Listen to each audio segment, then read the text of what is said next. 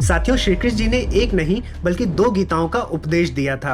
एक तो है विश्व प्रसिद्ध भगवत गीता और दूसरी भी उतनी ही गूढ़ है उद्धव गीता, जिसे हंस गीता भी कहते हैं। जैसे उपनिषदों को वेदों का ज्ञान कांड कहा जाता है, वैसे ही उद्धव गीता को पुराणों का। और जहां भगवत गीता में श्री कृष्ण जी ने अर्जुन को युद्ध के आरंभ में ज्ञान दिया था, वहीं पर उद्धव गीता में उन्होंने अपने प्रिय मित्र उद्धव जी को युद्ध के बाद ज्ञान दिया था। और इसी कारण से उद्धव गीता को the last message of Shri Krishna भी कहते हैं। नमस्ते दोस्तों, आप सभी का हाइपर क्वेस्ट के एपिसोड नंबर 92 में स्वागत है। दोस्तों, आज के एपिसोड में हम उद्धव गीता के विषय में जानेंगे। आप सभी को पता होगा कि भगवत गीता में भगवान श्री कृष्ण जी ने अर्जुन को एक योद्धा के रूप में उनके कर्मों और कर्तव्यों के बारे में बताया था। वो बहुत ही व्यवहारिक और प्रैक्टिकल ग्रंथ है। लेकिन जब हम उद्धव गीता में आते हैं तो यहाँ पर भगवान श्री कृष्ण जी ने उद्धव जी को आध्यात्म, धर्म, भक्ति, आत्मज्ञान के विभिन्न मार्गों और सभी दुखों के मूल कारण के विषय में बताया है। और आज की वीडियो में हम ऐसी बातें जानने वाले हैं जिसे हम आप जैसे लोग अच्छी स्पिरिचुअल लाइफ के लिए भगवान श्री कृष्ण के अंतिम उपदेश उद्धव गीता से सीख सकते हैं। तो चलिए बिना किसी विलंब के आज की वीडियो को प्रारंभ करते हैं।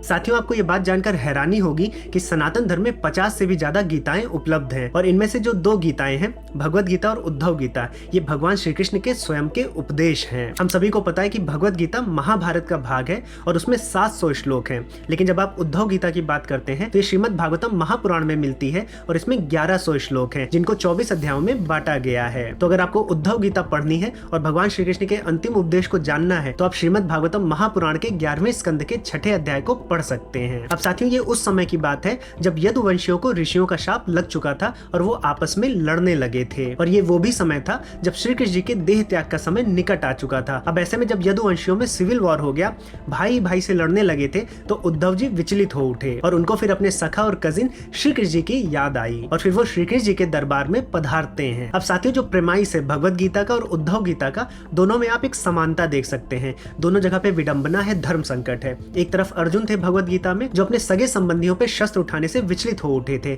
और यहाँ पर उद्धव गीता में अपने ही भाइयों को, अपने ही यदुवंशियों को आपस में लड़ते हुए देखकर उद्धव जी भी विचलित हो उठे थे। और अगर आप ये समय देखें, जैसा कि मैंने बताया कि श्री कृष्ण जी के देह त्याग का समय निकट आ गया था और आप सभी को पता होगा कि श्री कृष्ण जी के जाते ही कलयुग प्रारंभ हो गया था, तो श्री कृष्ण जी ने उसी समय ये उपदेश दिया है। तो एक तरह से हम ये भी कह सकते हैं कि जो उपदेश है ये कलयुग वासियों के लिए बहुत ज्यादा इंपॉर्टेंट है, क्योंकि यहाँ पर श्री कृष्ण जी ने कलयुग में कैसे रहना चाहिए इस विषय पर ज्यादा उपदेश दिए हैं। अब जब उद्धव जी श्री कृष्ण जी के पास पहुंचते हैं और उन्हें पता चलता है कि श्री कृष्ण जी अब जाने वाले हैं, तो उनसे विनती करते हैं कि वो भी उनको अपने लोक में साथ ले जाएं। अब साथियों, श्री कृष्ण जी को उद्धव जी बहुत प्यारे थे और उद्धव जी उनके प्रिय मित्र थे, तो वो भी यही चाहते थे कि उद्धव जी भी वहां ना रुके। इसीलिए आप उद्धव गीता के दूसरे अध्याय के 4थे श्लोक को पढ़ें तो वहां पर श्री कृष्ण जी उद्धव जी को बोलते हैं कि मेरे जाने के बाद तुम्हें कलयुग में नहीं रुकना चाहिए। अब श्री कृष्ण जी के लोक में कैसे जाना है, उनके साथ एकाकार कैसे होगा, मोक्ष कैसे प्राप्त होगा और कलयुग में कैसे रहना चाहिए, तो इन सभी विषयों पर उद्धव गीता में श्री कृष्ण जी ने अपना ज्ञान दिया है। अब हम बारी बारी से जो मुख्य शिक्षाएं हैं उनको इस वीडियो में देखेंगे।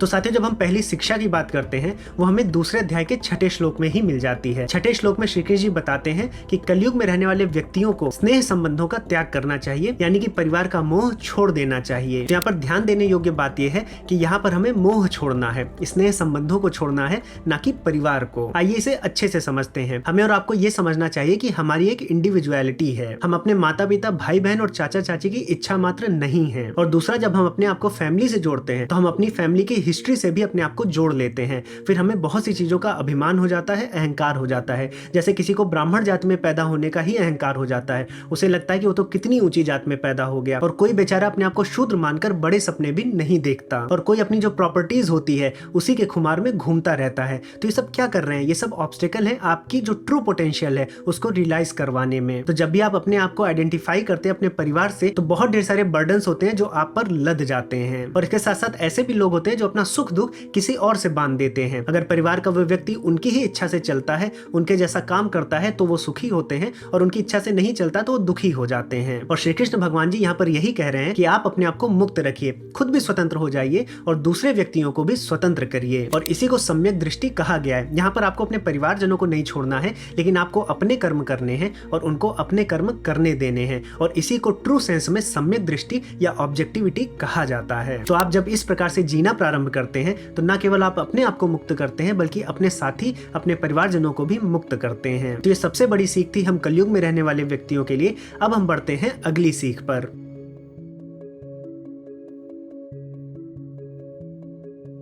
अब साथियों, आपने ध्यान दिया होगा कि जैसे जैसे समय आगे बढ़ता जा रहा है, हमारा अटेंशन स्पैन बहुत घट गया है। हम किसी एक चीज पर 2 मिनट भी पेशेंटली नहीं दे सकते।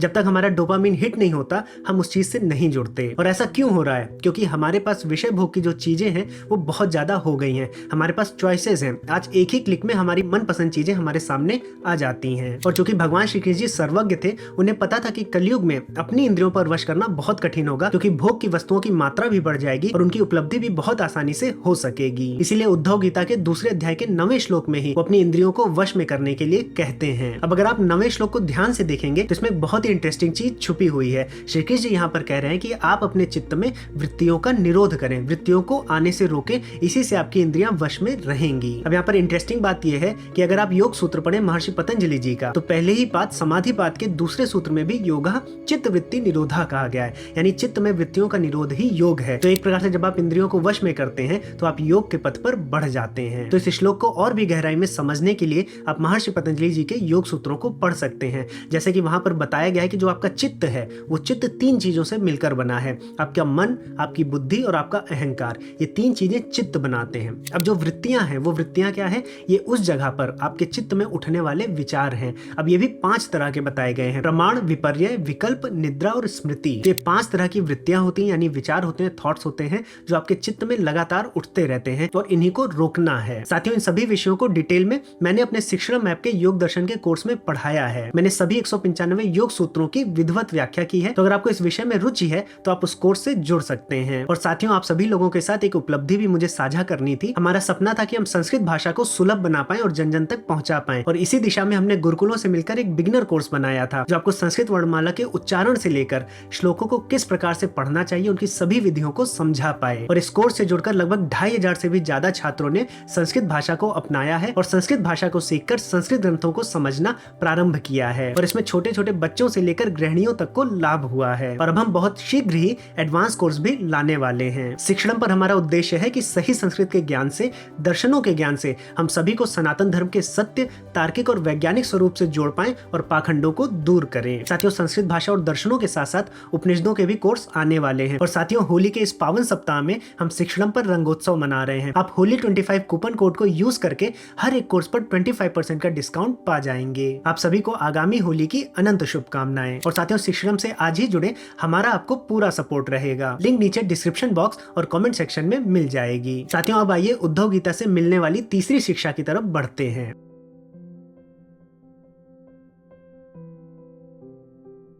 अब साथियों, आप ध्यान दें तो हम क्या करते हैं, हम प्रश्न नहीं पूछते। और विशेषकर जब धार्मिक बातें होती हैं तो वहां पर प्रश्न करना बंद कर देते हैं। उल्टा हमें ही डर लगता है कि अगर हम इतने प्रश्न पूछेंगे, फिर किसी चीज में विश्वास नहीं करेंगे तो कहीं भगवान ना हमसे नाराज हो जाए। तो इस प्रकार की भावनाएं हमारे मन में आती हैं। लेकिन प्रश्न पूछना बहुत जरूरी है। और इसी बात पर जोर देते हुए श्री कृष्ण जी उद्धव गीता के दूसरे अध्याय के 19वें श्लोक में उद्धव जी को समझाते हैं कि कलयुग में जो मनुष्य क्यूरियस रहता है कि ये जगत क्या है, कहां से आया, इसमें क्या क्या काम होते हैं, किस तरह से फंक्शन करता है, अपने अस्तित्व पर विचार करता है, तो वो मनुष्य बहुत ढेर सारी अशुभ चीजों से अपने विवेक से बच जाता है। और इसके बाद के 20वें श्लोक में बहुत अच्छे से वो क्लियरली स्पेसिफाई करते हैं कि जो व्यक्ति हर एक चीज को तर्क और विवेक से समझता है, उसके लिए हर एक चीज आध्यात्मिक गुरु बन जाती है। और हर एक चीज ही नहीं, बल्कि वो स्वयं भी अपना आध्यात्मिक गुरु बन जाता है। और इस बात को समझाने के लिए श्री कृष्ण जी उद्धव जी को एक कथा सुनाते हैं। ये कथा अवधूत दत्तात्रेय और राजा यदु की रहती है। इस कथा में राजा यदु अवधूत ब्राह्मण दत्तात्रेय जी के ज्ञान से बहुत ज्यादा सरप्राइज रहते हैं और रहस्य जानना चाहते हैं।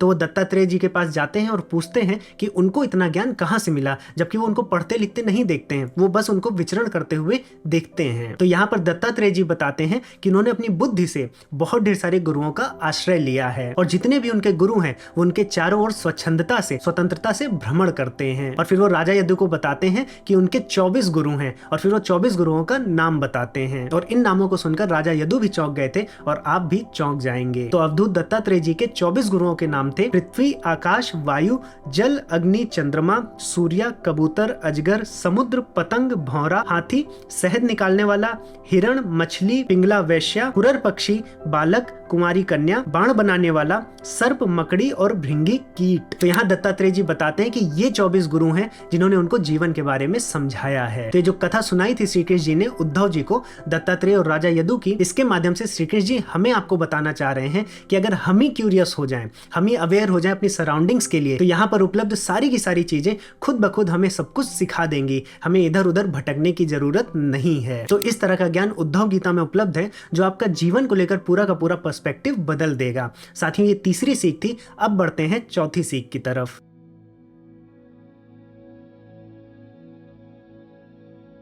साथियों, जब हमने पहली शिक्षा की बात की थी तो वहां हमने समझा था कि श्री कृष्ण जी हमें समझा रहे हैं कि परिवार का जो मोह है उसे हमें त्याग देना चाहिए, स्नेह संबंधों से दूर रहना चाहिए। लेकिन कृष्ण जी आपको यहीं तक सीमित नहीं रखते, वो आपको कहते हैं परिवार ही नहीं बल्कि जीवन के हर एक पहलू से किसी भी तरह का मोह नहीं रखना है, आपको टोटली डिटैच होकर कार्य करना है। ऐसा हमने भगवत गीता में भी पढ़ा है। लेकिन हमारे मन में ये प्रश्न आता है कि अगर हमें मन ही नहीं करेगा, हम अपनी डिजायर से ही दूर हो जाएंगे, तो हम कार्य करेंगे ही क्यों? और अगर हम अपने मन का कार्य ना करें तो करें क्या? तो इसका उत्तर श्री कृष्ण जी उद्धव गीता के 5वें अध्याय के प्रथम श्लोक में देते हैं। यहाँ पर श्री कृष्ण जी कहते हैं कि आपको अपना कर्म अपने मन के अनुसार नहीं बल्कि आपको अपने वर्ण और आश्रम के अनुसार करना चाहिए, और ये कर्म भी आपको निष्काम भाव से करना है। उससे भी जो एसोसिएटेड रिजल्ट्स हैं उनसे भी मोहित नहीं होना है। अब साथियों, ये सुनने में तो बहुत अच्छा लगता है, लेकिन जब हम प्रैक्टिकली करने जाते हैं तो ये हमारे लिए इम्पॉसिबल हो जाता है। लेकिन यहाँ पर एक प्रैक्टिकल उपदेश भी है जिसमें 2 चीजें हैं। पहली चीज ये कि जो भी चीज है, जो भी रिजल्ट आने वाला है, कुछ भी आए, चाहे आप जीते या हारे, आपको लाभ हो या हानि हो,